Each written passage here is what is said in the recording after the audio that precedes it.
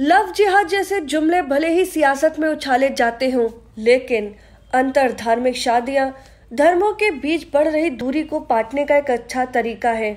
भारत में राजनीतिक पार्टियां हों या खेल जगत या फिर हिंदी सिनेमा, हर जगह अंतर धार्मिक विवाह हुए हैं और सफल भी रहे हैं।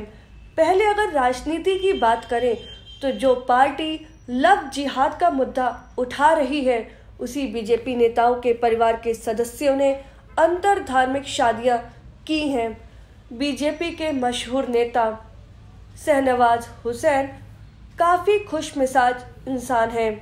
उन्हें अपने प्यार को पाने के लिए काफ़ी मशक्क़त करनी पड़ी, क्योंकि वे एक हिंदू लड़की से मोहब्बत जो कर बैठे थे। शहनवाज की लव स्टोरी तब शुरू हुई जब वे दिल्ली की डीटीसी बसों में कॉलेज जाते थे। इसी सफ़र में उन्हें एक ऐसी लड़की नजर आई जिसके बारे में वे सोचने पर मजबूर हो गए। एक दिन जब शहनवाज ने रेनू को अपने दिल का हाल दिल बताया तो वो गुस्सा हुई और हिंदू मुस्लिम का हवाला देकर मना कर दिया, लेकिन शहनवाज ने हार नहीं मानी। वे लगातार 9 साल तक रेनू की हाँ का इंतज़ार करते रहे। 1994 में दोनों ने आखिरकार शादी कर ली। दोनों की शादी कराने में उमा भारती ने मुख्य भूमिका निभाई। उन्होंने ही दोनों के परिवार को कन्विंस किया था। दोनों के 2 बेटे हैं। लव जिहाद का मुद्दा उठने पर जब शहनवाज से पूछा गया तो उन्होंने कहा, हमने लव किया है। आपकी धर्मपत्नी जो वो हिंदू है, रीनू शर्मा शायद, जहाँ तक मेरी नॉलेज है, तो क्या आपने लव जिहाद नहीं किया? हमने लव किया। फिर आप नहीं बता पाते हैं, मतलब जो भी हमने लव किया। बीजेपी के सीनियर नेता मुख्तार अब्बास नकवी की कहानी भी इसी तरह है। मुख्तार और सीमा भी अलग अलग धर्म से ताल्लुक रखते हैं, लेकिन प्यार ने इन दोनों के बीच आई धर्म की दीवार को तोड़ दिया। सीमा को मुख्तार पहली नज़र में ही पसंद आ गए थे। सीमा के परिवार वाले हमेशा ही नकवी से मिलने को मना करते थे, लेकिन फिर भी सीमा किसी न किसी तरह से बहाने से उनसे मिलती थी।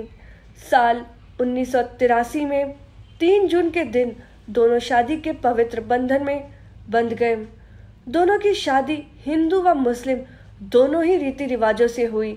दोनों ईद और दिवाली अपने अपने रिवाज से सेलिब्रेट करते हैं।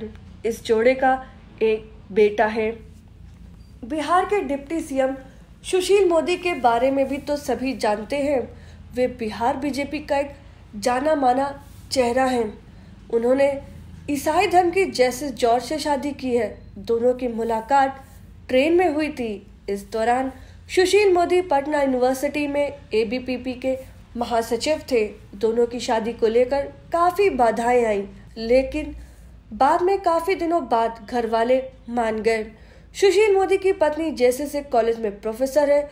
दोनों के 2 बेटे उत्कर्ष और अच्छे अमृकतांशु हैं, जो मीडिया सुर्खियों से दूर ही रहते हैं। उत्कर्ष इंजीनियरिंग और अक्षय लॉ का कोर्स कर रहे हैं।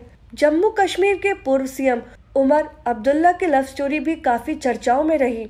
उनकी लव स्टोरी दिल्ली की ओबेरॉय होटल से शुरू हुई थी, क्योंकि जिस वक्त वो पायल से मिले थे तब वे भी वहीं काम किया करती थीं। इसी बीच दोनों की एक दूसरे से नज़दीकियां बढ़ीं।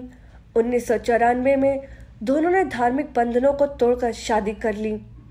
इस कपल के 2 बेटे जाहिर और जमीर हैं, जो दिल्ली में रहते हैं। पायल दिल्ली में अपना ट्रांसपोर्ट का बिजनेस चलाती हैं। हालांकि 17 साल बाद दोनों का तलाक हो गया। कहा जाता है कि दोनों की शादी को लेकर कश्मीरी पंडित नाराज थे, जिस वजह से पायल वहां बहुत कम रह पाती थी। सिख परिवार से ताल्लुक रखने वाली पायल के पिता मेजर जनरल रामनाथ सेना से रिटायर्ड हैं। कांग्रेस नेता सचिन पायलट और सारा की लव स्टोरी काफ़ी दिलचस्प है। सारा जम्मू कश्मीर के पूर्व सीएम फारूक अब्दुल्ला की बेटी और उमर अब्दुल्ला सारा के भाई हैं। अलग अलग समुदाय के होने की वजह से दोनों ही परिवार के लोगों ने शादी का विरोध किया। सचिन हिंदू और सारा मुस्लिम धर्म से हैं।